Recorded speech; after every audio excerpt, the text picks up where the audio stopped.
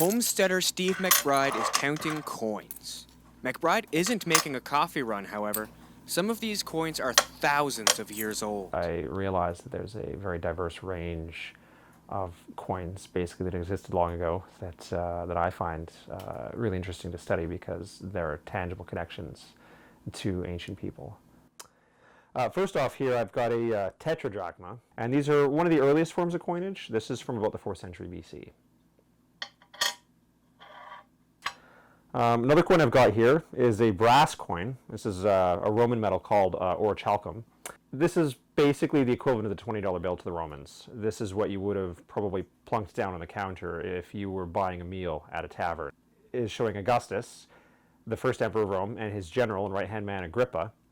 And this coin is important, I think, because it's kind of one of the foundational events of antiquity, basically, when Rome conquered Egypt. It shows a chained crocodile basically being changed to a palm tree.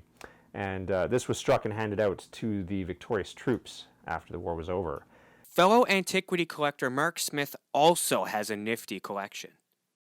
His collection comprises of Egyptian antiquity, Sumerian, and Roman, among others.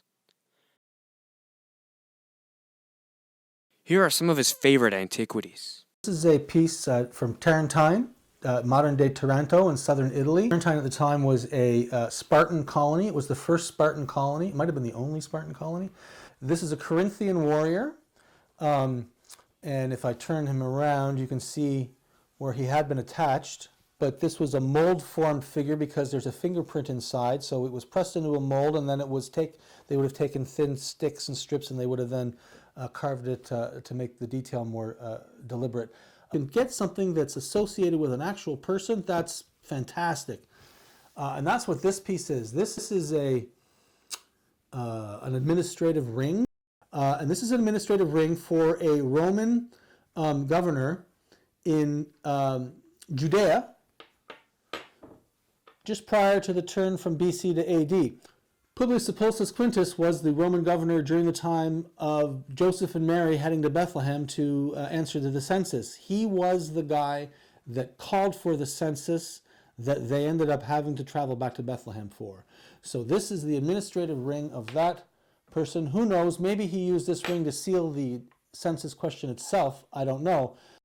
McBride thinks these ancient coins have much to teach about modern times.